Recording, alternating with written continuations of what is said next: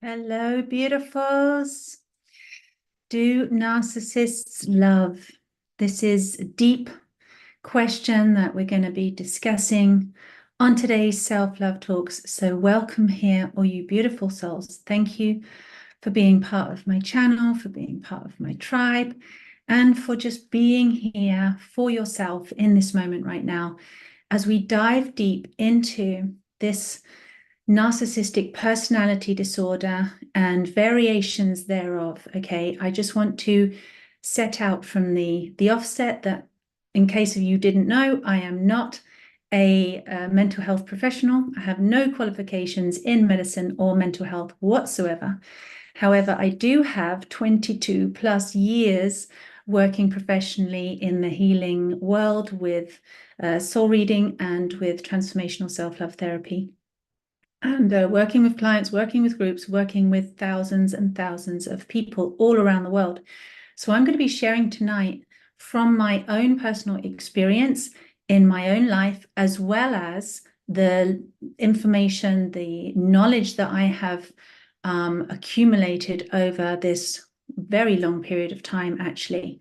So thank you again, once again, thanks for being here. Now, if you are or have been in a narcissistic relationship and you are with me live right now, then please let me know in the chat box, in the comments, so I can see who's here. And, I really invite you to get in on this discussion and share with me as well. So I'm not saying here that I have all of the answers, nor am I saying I'm right. I'm literally just going to say my truth from my experience, okay? So first question, thank you. Thank you. My first question, do narcissists love? And I'm going to just use a blanket statement and say flat out, no. And that feels harsh. And in some way, let me get into it, because in some ways it's true and in some ways it isn't. But ultimately, my personal experience, my personal feeling is no. What we're looking at is something else, and love isn't that thing. Okay, so what is love? Love is where you are kind, you are compassionate, you're empathetic, you have a reasonable and rational ability to connect with another human being, to connect to an essence, a feeling, an emotion. And really, the truth of what love is unconditional. Love in itself has been defined by conditions in this world, by human beings. We have different types of love: love for your cat, love for your mum, love for your child, love for your dog, love for your food, love for your cigarettes, love for your, countryside, whatever it is, all different kinds of love. But ultimately, we as human beings have conditioned and marred and tarred everything that we touch, really, because we have come from an unpure place. We have come through this world full of trauma, full of betrayal, full of lies, full of hypocrisy, so much damage to the psyche, heartbreaking, body abusing, mentally abusing, soul crushing stuff. We have been through the mill here as human beings. And so when we originally, when we come from source, when we've originally arrived as little babies, we come from pure source. We are pure love. We know nothing else. It's just absolute. And for any of you out there who drink absolute water, the distilled water, it's so pure, you almost don't taste it. It's got no color, no fragrance. It just goes with everything. Right? It doesn't have a strong thing of its own. It's almost neutral. It just is. It's just pure. And you can't get enough of it. You can't, harm yourself by drinking it. And so love is similar to that. Obviously, that's an analogy, because love in itself is indefinable, right? It's the infinite, it's ever presence. But to get an idea of it, it's absolutely pure feeling. It's almost neutral. It's sublime. And it just is. So on that level, like, we come from that place of unconditional love. We are still, all of us, whether we have a personality disorder or we've been through trauma or we've been through all kinds of things, we still have that pure, untainted, unconditional love within us. That is who we are.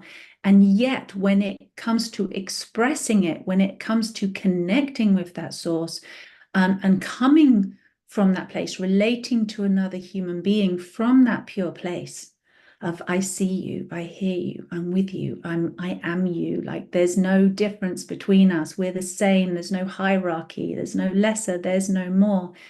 We just are. Like some people are able to communicate, are able to relate from that place. Very few, I would say, because as we start to express it, it comes through distorted, it comes through conditioned. What we were experiencing as children, how we were loved, the conditions that were placed on us, right? You'll be loved if you always tidy, always eat your dinner, don't be rude, don't swear, have good table manners, whatever it is, right? Serve other people, be subservient, be a martyr, sacrifice, give yourself completely, or, whatever it is, whatever your version of conditioning is. And we all have a unique kind of imprint or blueprint, as it is, of that conditioning. Okay, so love wants to come through, love wants to be expressed, but pure love gets distorted, a lot like pure water getting distorted once it's been through our tap system, once it's been through all the filtrations, and once it's been through our bodies and it's been through the land. It actually comes out toxic, it comes out poisonous, or it comes out, with other chemicals, other attributes to it, which have distorted the purity. So that's what happens within us with love. And so some of us, very few, like I say, are able to manage that unconditional pure love. We're tapped in, we're tuned in, we're coming from a pure place. Most people will come from a distorted, conditioned place. And the whole idea is that, whilst we're here in this human body on this earth, we can learn to love, we can decondition, we can connect to ourselves, we can connect to one another, we can be authentic, we can recognize those distortions, we can forgive each other for those distortions because we're all in it, we're all human, right? We can't really blame each other for the conditioning and the traumas that we've been through because we've all had it, but we can be accepting, we can be loving, we can be compassionate about that with one another, and of course with ourselves. And then you can have a fairly healthy, or you can have a loving relationship when you have that equanimity, when you have two people agreeing to do the same thing, okay? Agreeing that the effort is to love, or the desire, the will is to love, but that it's going to come through distorted, and then we're not always going to get it right, and we can do things that hurt each other, but we have the ability to recognize that, to reason with that, to rationalize with that, to understand, to have some self-awareness, and to be able to ask forgiveness, to apologize, to mend, to heal, and to continue in that relationship, right? That takes two to do that. This is a very important point, because when it comes to somebody with a mental health disorder, a narcissistic personality disorder of some degree, okay, because there's always somewhere on the scale. I think all of us are on that scale somewhere. Like we all have a degree of narcissism. We can't really not, being a human being on this earth, having come through lineage after lineage after lineage, and these huge, networks of root systems, the ancestry that we come from, there's going to be narcissism, there's going to be, distortions in our ancestral line. So I think every single human being has that capacity for narcissistic tendencies, or full out narcissistic, takeover, where their entire personality, their entire operating system is coming from that pure narcissism.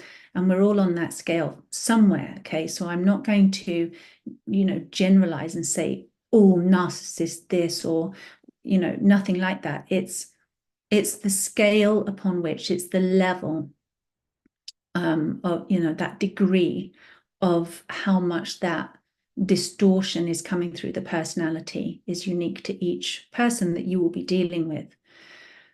However, when somebody has like full-blown narcissism, in that they are not actually aware of themselves or of other people. Full-blown narcissism, at least as I understand it, is that that person is completely absorbed in themselves. They are everything. They are the Almighty. They are God. They are above everybody else. They have an inability to self-reflect. And we're talking about full-blown here. So we're saying absolute narcissism with absolute no ability to self-reflect.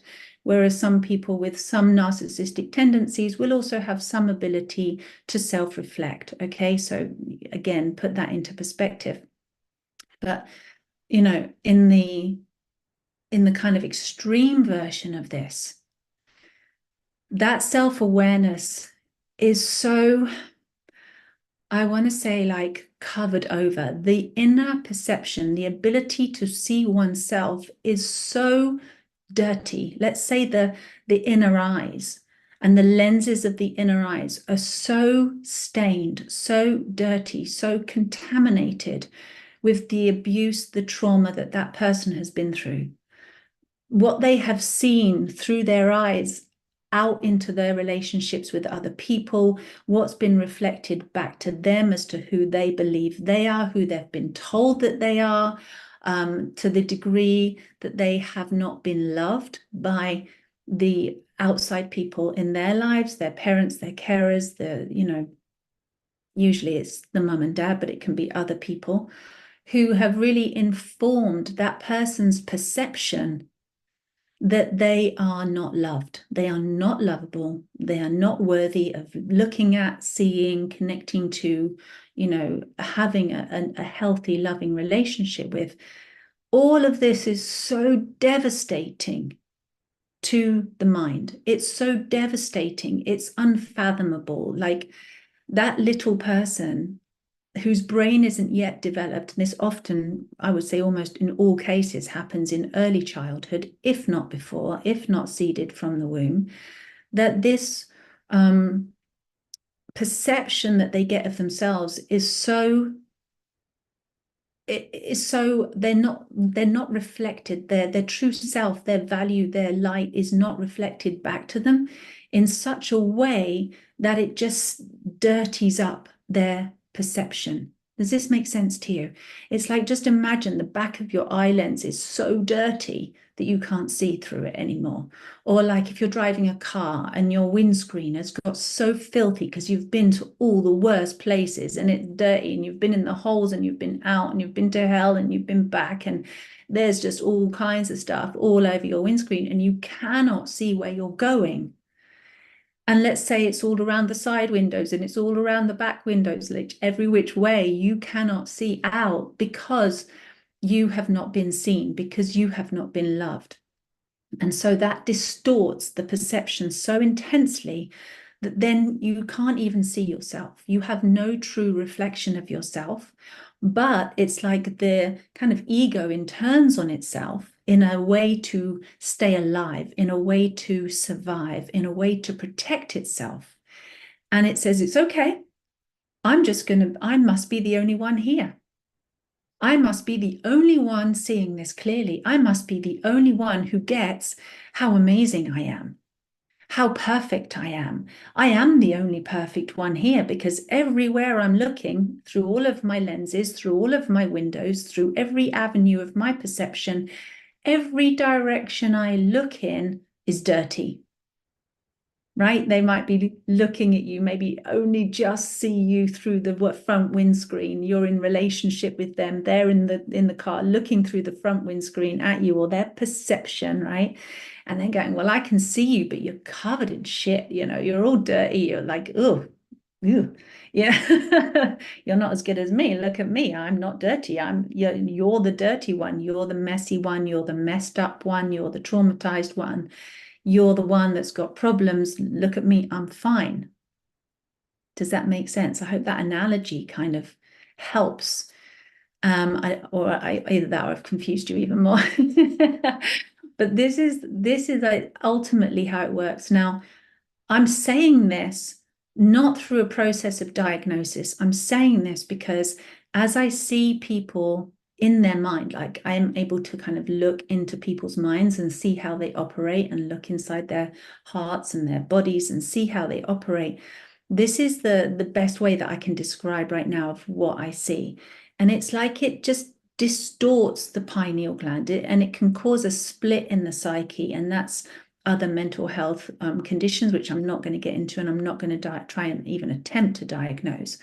But it's like that person cannot see themselves, let alone you. If you're in a relationship with somebody with these tendencies, they cannot see you.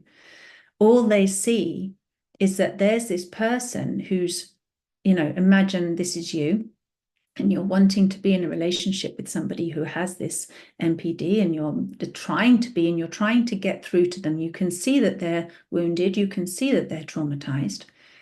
And you're trying to offer them love because you're that compassionate, empathic person who really feels their trauma. You feel the level of their pain.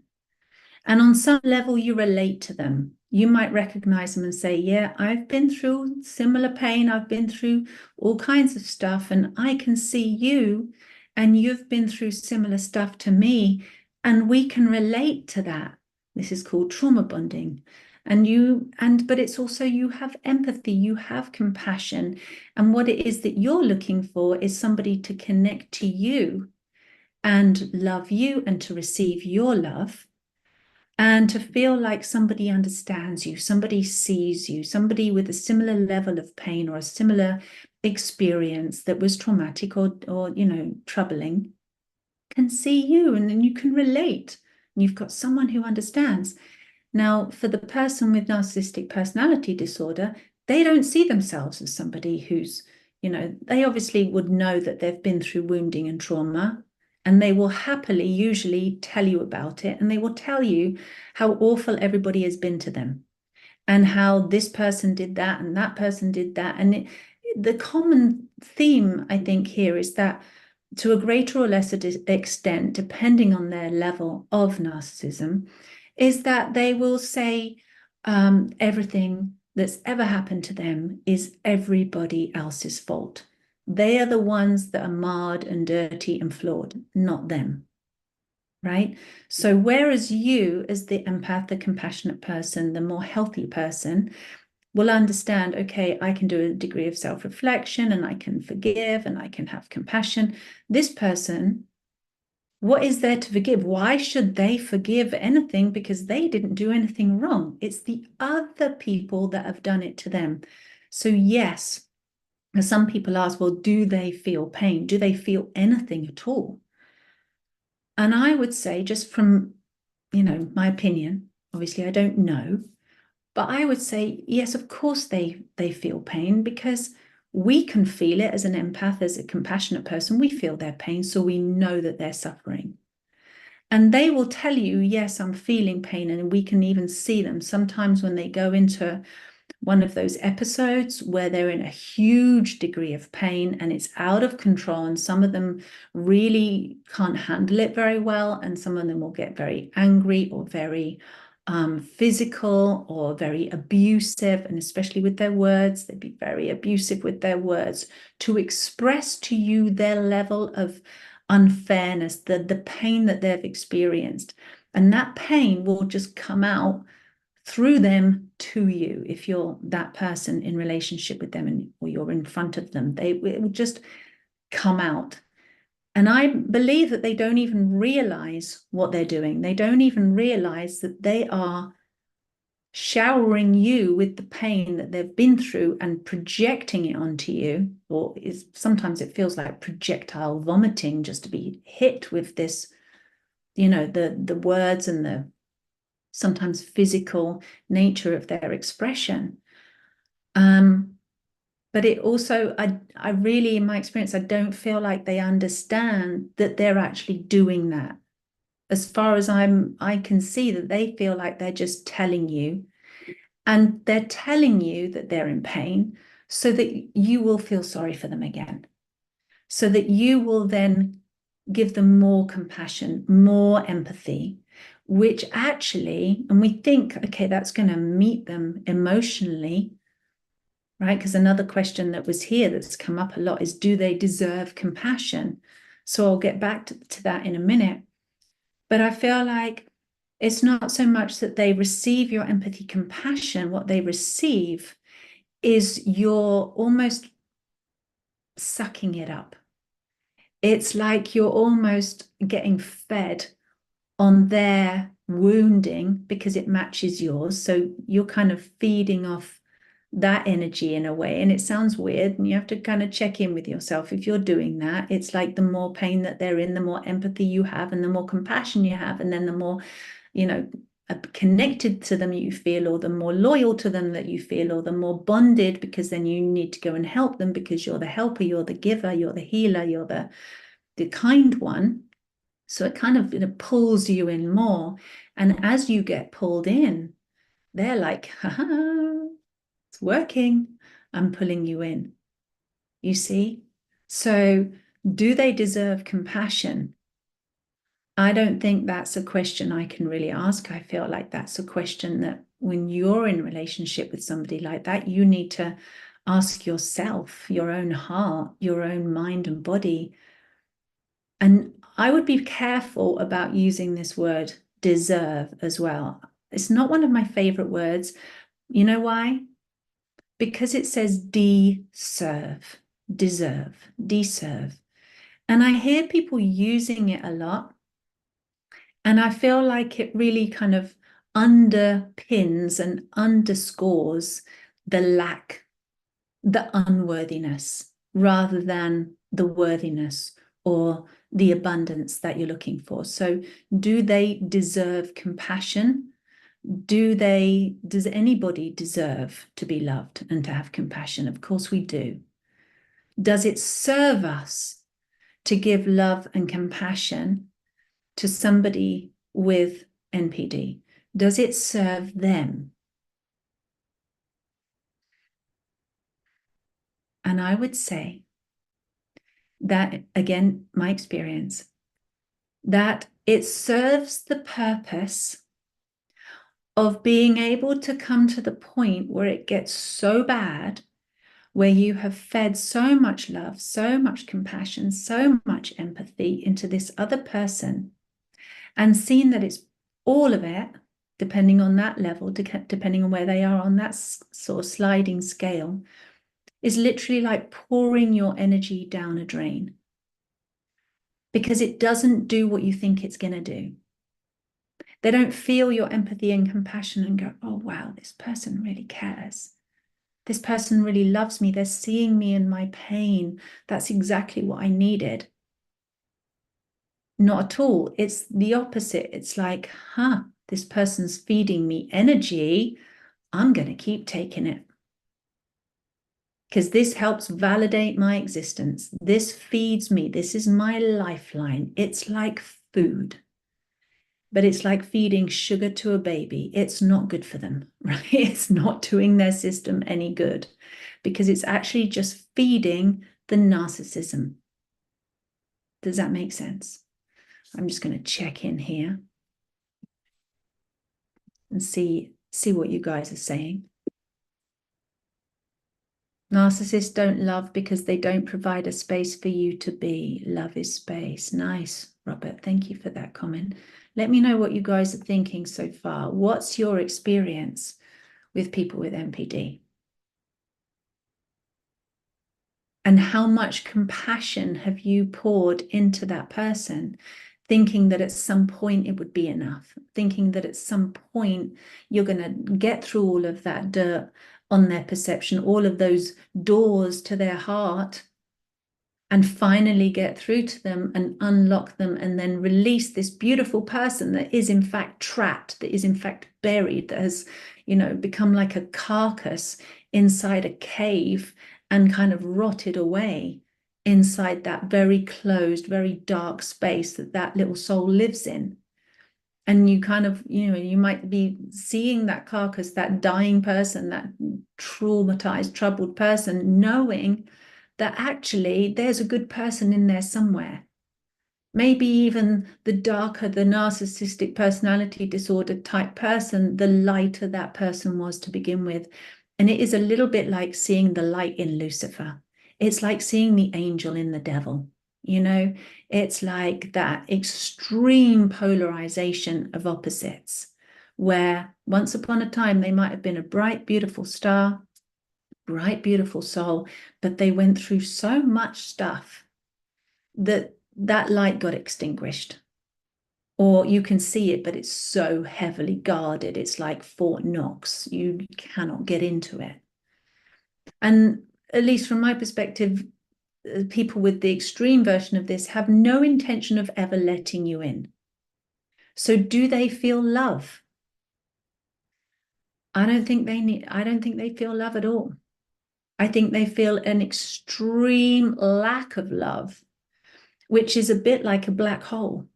Right? If you take now I'm going to get my science wrong if I try and explain it because I'll say the wrong words because I don't have the right scientific language. But basically, imagine a piece of matter imploding in on itself. So let's say love is what matters. Love is the matter. Love is the fabric, the substance of life itself. And let's say that the lack of that makes it smaller and smaller and smaller and smaller and more interned and more interned and more interned and more interned until it kind of becomes the opposite of itself and it goes into like the void. It implodes on itself and kind of creates this vacuum, creates this kind of black hole effect. And essentially, they are feeling the absence of love. And in the absence of love, what rises up is the ego. The ego then has all the space, talking about space, Robert, right? If love has no space because it's inverted, because it's antimatter, it's anti-space, it's vacuum, then what takes up the rest of the space and what has all the freedom, uncontrolled, space to exist is the ego, is the identity of the self, the idea of the self. And the idea is, well, I must be the only one here. I must be God itself. I must be the universe because everything else has got sucked down this black hole and I'm the only one here. Right? So can you love that person? You can love them with all your heart. You can love the bright light. You can love the soul that you feel that you see. You can love the wounded child in them that you can see. You can love certain parts of their personality even. Some narcissists are really fun and really funny to be with and really charming, and they can make you feel really great sometimes. And, you might love that personality. I would say that personality is not actually their true identity.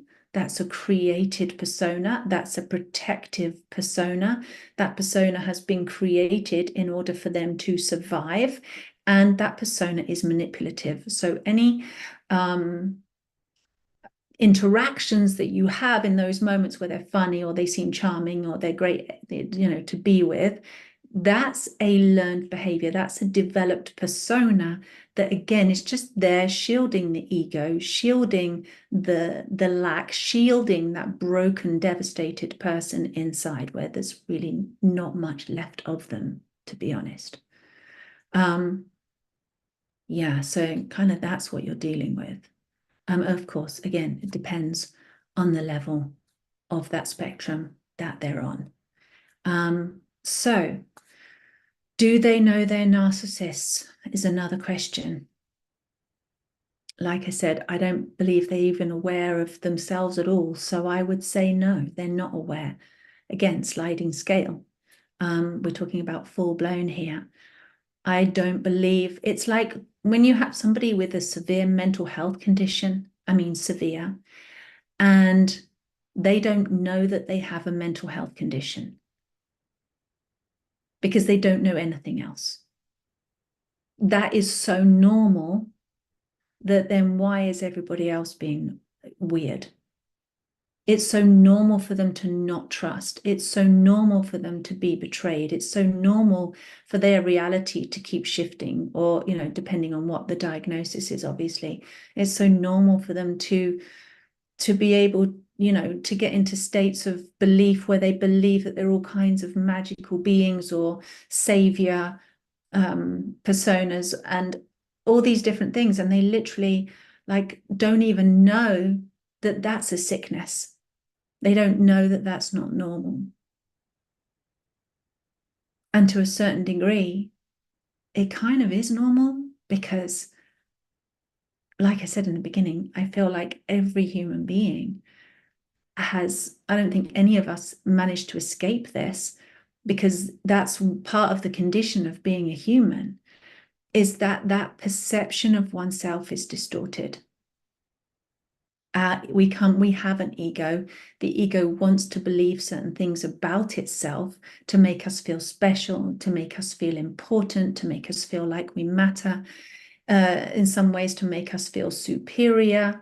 And it's all the protective mechanism to protect us from the feelings that we have of feeling unspecial, like we don't matter, like we're completely inferior, like we have no value. And that again comes back to when we are not loved, when we're not shown that we're valuable and that we're worthy of love and that we can be loved and we're easy to love and we're enjoyable to love and there's nothing about us that's not worth loving and we're completely and wholly loved and accepted unconditionally.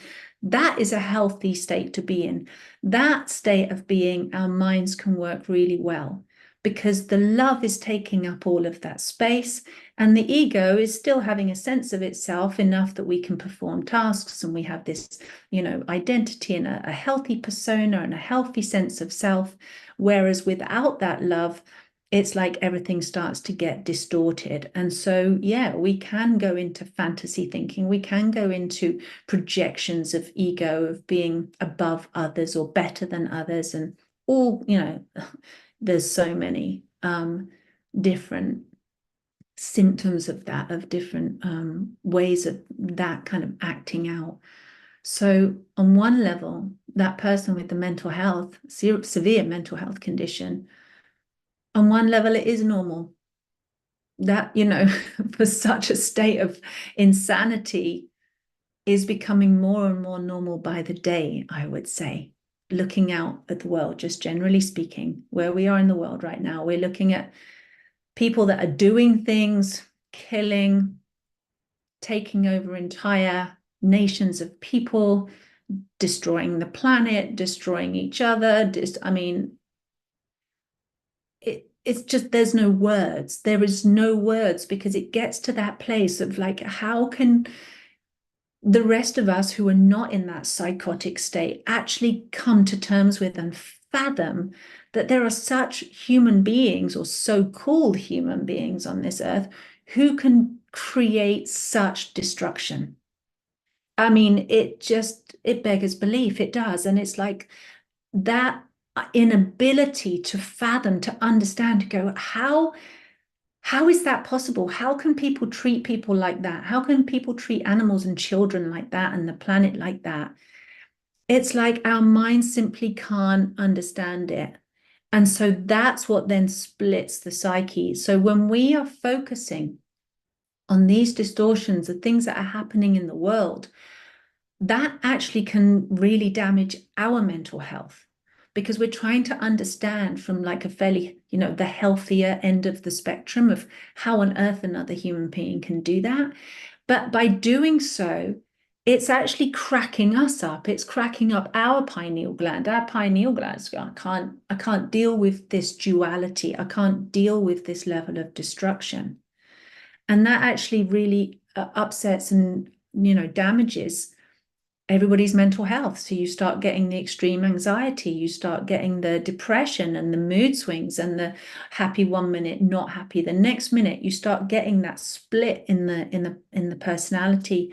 You could start having like, rage fits coming through, or massive depressions where you can't get out of bed for months, or having more addictions to try and cope with it, or any number of things that people are going through, massive stress on the nervous system because the computers in the brain are just frying, right? Can you imagine? It's like this information does not compute, and our brains are just getting fried out with it.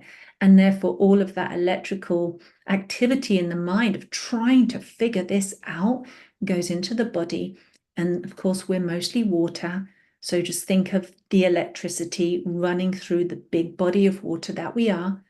It's like chucking a toaster in the bath and then getting in the bath, and this is the general state of so many people's nervous systems. And we're just getting shot to pieces because we're trying to live in a world where there is so much insanity, so many mental health conditions, more and more labels appearing by the day. And I want to invite all of you who are watching this right now, invite everybody, that what if we could actually just stop focusing and stop trying to figure it out, drop into the love and compassion, come back to that, soothe the nervous system, give your mind a break, and go, what if this isn't something that we can actually work out with our minds? What if this isn't actually something that we can deal with on a mental level? And what if you're in relationship with somebody like this, what if this is something that you can't actually work out? What if you can't actually solve this? What if you can't actually help this person?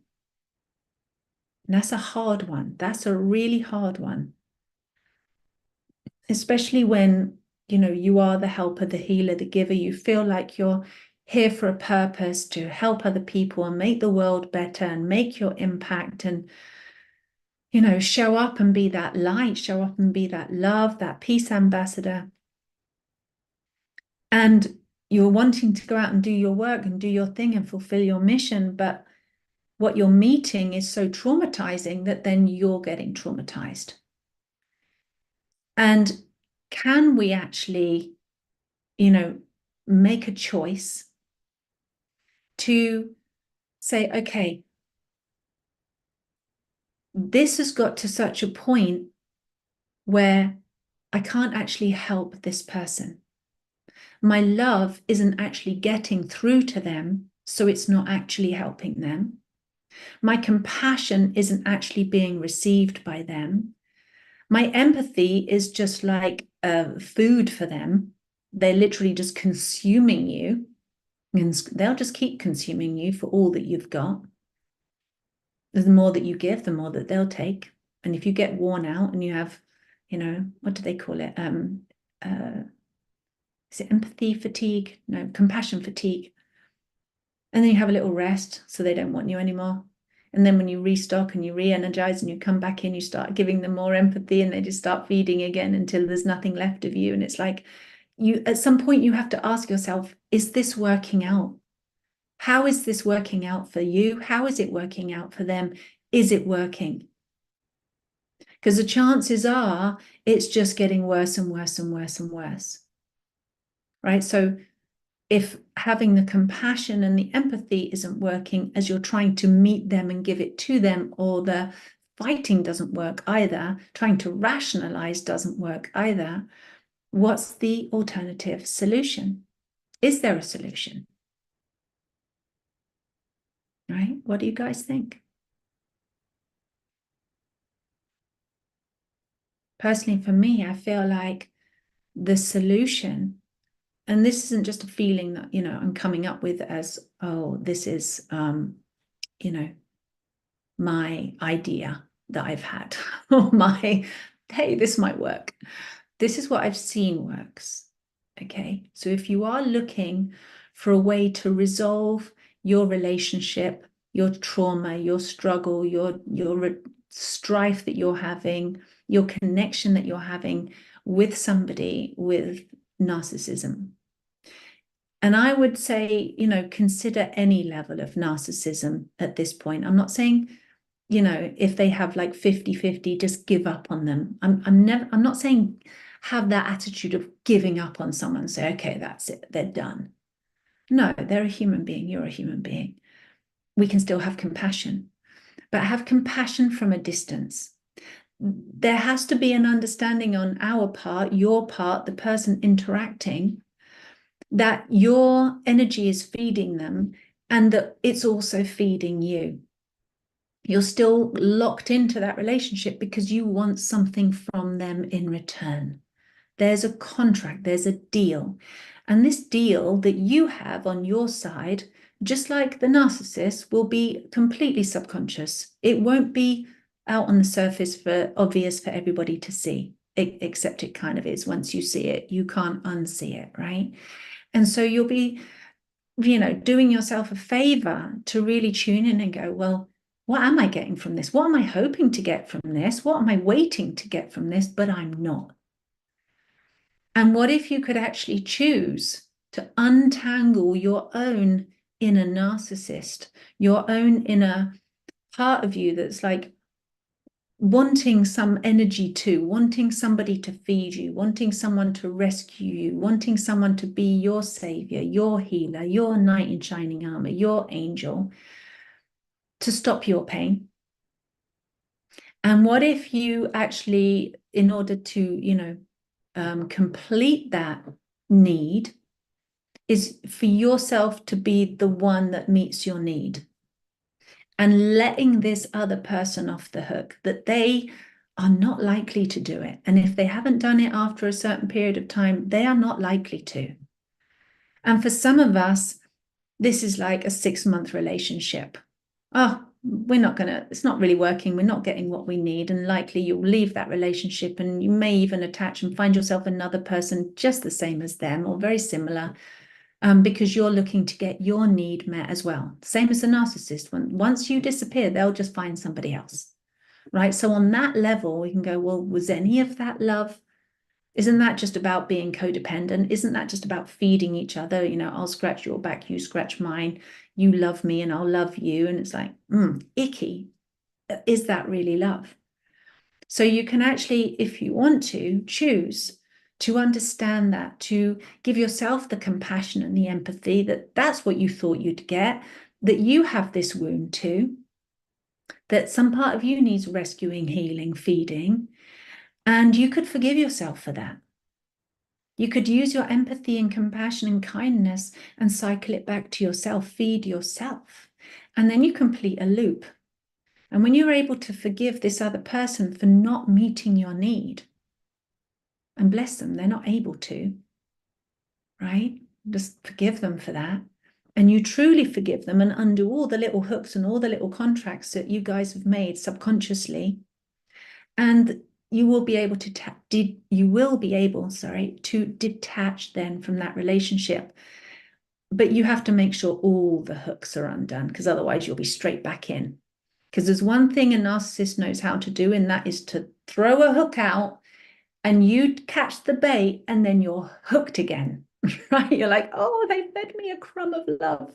They fed me a little tiny fish, a little snippet to keep me going. They do love me after all. No, you just got baited, okay? And it's to understand that after a period of time that, one of my relationships in my life took me 50 years, my entire life, to realize that I was in such a relationship. And of course, you don't want to see it. This is somebody that you love. You want to think the best of them. You do love them. But you realize you're not going to get what you need from this person. And to stop taking the bait and be able to give love and compassion from a healthy distance where you're not feeding them, but you're feeding yourself. And that feeding yourself will take you on another trajectory where then you will be less likely, especially as you complete all those unmet need loops inside of yourself. So if you have a need and it's kind of going out there, I need, the moment you feed that need and give it something, you've completed the loop, you've brought it back to yourself. You're no longer in that needy, you're no longer the loop, if you like, the open mouth or the open, you're no longer open to being hooked back in, right? Because you've completed those loops yourself. You're no longer vulnerable to it. And after a while, you do your healing, and then you no longer attract that kind of person. You meet people that are more whole, more complete, more kind of self-assembled, self-sustaining, and wholesome as you are. So, gosh, that was a long one, right? I feel like I've literally just not stopped talking for the entire time.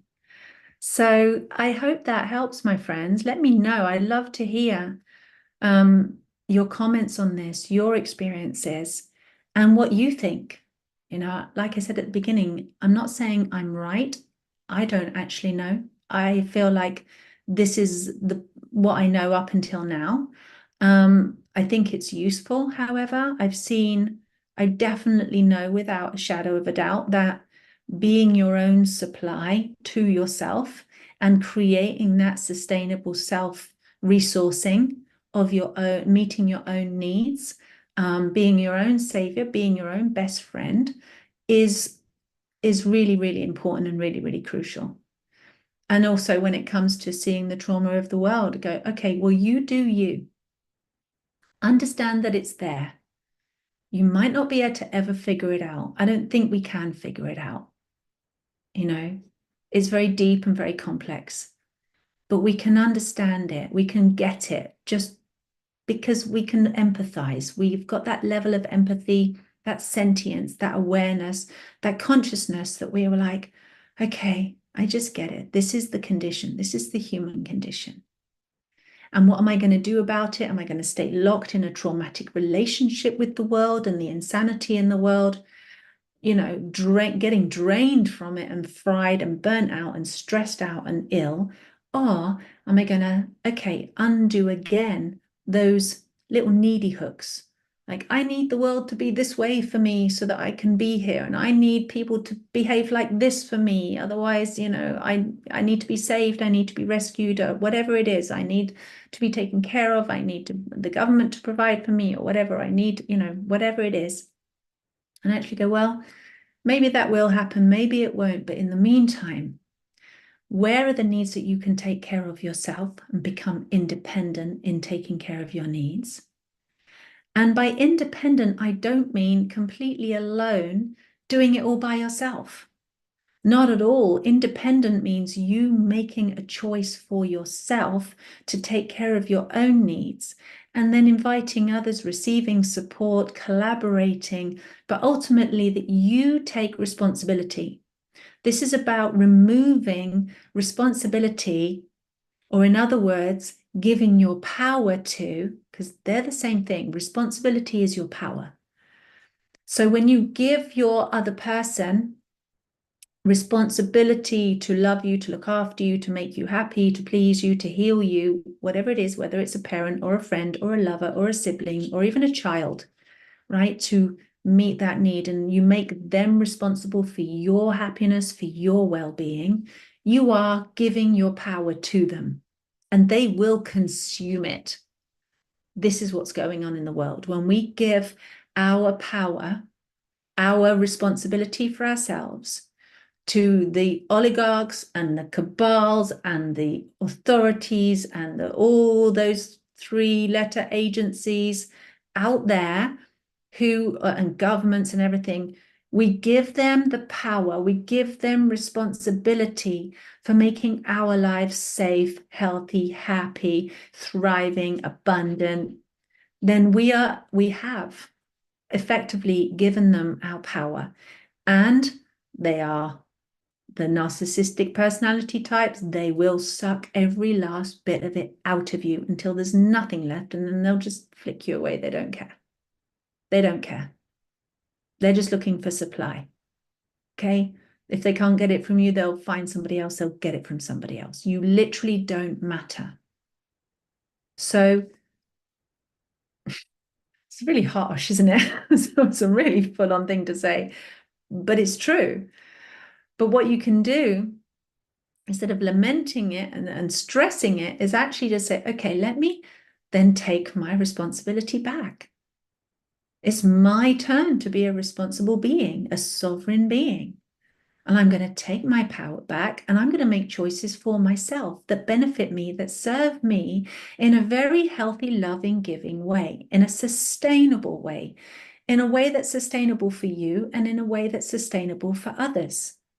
Right? Because when something truly works for you and serves you, it will automatically be in the highest good and therefore serving of others. It will be serving of the collective. Does that make sense? So independent and you choosing to be responsible for yourself does not mean all by yourself. Far from it.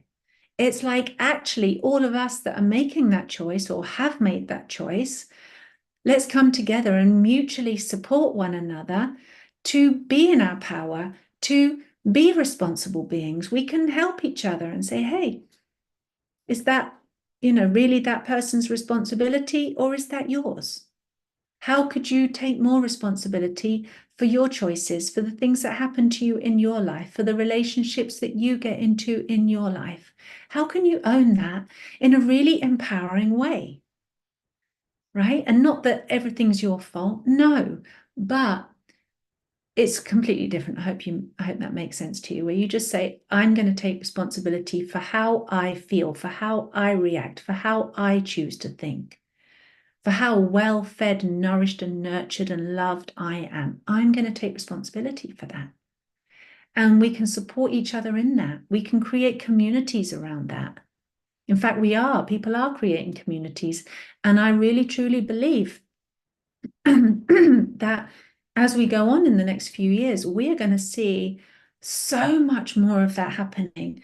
So many more people choosing to not identify with the mainstream narrative, with the control narrative, and identifying with the narcissist and feeding the narcissistic beings out there that are really, running havoc on our planet, and actually just not feeding them anymore.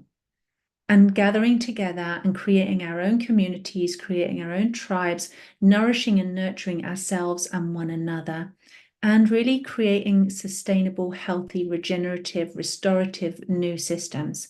So yay for that. And from that independence comes interdependence, where we're not like completely locked into each other, but we're like standing like tall trees in a forest, thriving and creating more of this beautiful ecosystem, more of this beautiful, sustainable habitat, regenerative habitat for all other life everywhere. That is what I feel is coming. That's what I really believe all of this has been about. This relationship that we've been in with the world like this, it's got such a level of insanity, such a crazy level of darkness and narcissism that, once you see it, you can't unsee it. And then it's like, let that, it's like a cancer. It really is like a cancer. Let that live in its own space and let us create the healthy environment. And through the resonance of us living in that healthy environment, those of us that choose the healthy inner environment I'm talking about, because that's a whole another topic about sustainability and environmental change and environmental restoration. But it really does start within, for you to be the environment that you wish to live in, your mind, your heart, your emotions, your body, your soul, your energy. That's the environment that you need to purify first. To start creating, then that really gives way. It naturally kind of just flows into you being in the kind of environment that you want to be in. But you have to take charge, you have to take responsibility here first.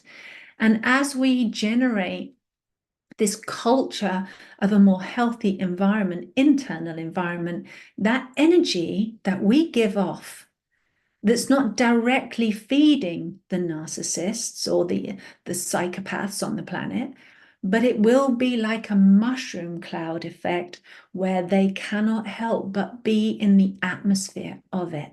They can't help but be in the energy of it. It will be felt in the earth. It will be felt in the atmosphere. It will be felt in the human collective psyche. Does that make sense? So it's not like when you leave your narcissist partner, or you untangle yourself, because it really is like getting untangled from your narcissistic abuser, and you untangle yourself from being the narcissist victim, and you come into this a healthy balance. It's not like when you leave them, you're being mean, you're being unkind, you're walking away, you don't care, because that's simply not true. You obviously really do care a huge amount, but put your care in the place where it can grow. Put your care in the place where it will actually have an impact, and it won't be being poured down the plug hole into the black hole, where you're pouring your care like water. I'm going to go back to the gardening video I did a few weeks ago, where we're actually generating a good, healthy space, good, healthy energy, good, healthy relationship with self and therefore others. And we're making an impact on all of those other souls that have been so heavily traumatized that they're stuck in it and not likely to get out of it. But we're creating a better environment. We are having an impact. And I really believe, another question people ask me is, well, does that mean that those dark people, the evil people, the people that are doing horrific things to children, animals, each other, human beings, countries, does that mean that, when we have our new earth and we are creating these healthy, sustainable environments and communities, does that then mean that, they're all gone and they don't make it and they don't make the ascension? And I just want to say, when it comes to unconditional love, and this is what I do know for absolute sure, nobody is cast out of love. No one, not one single drop, not one single soul is barred from heaven, is barred from the law of love.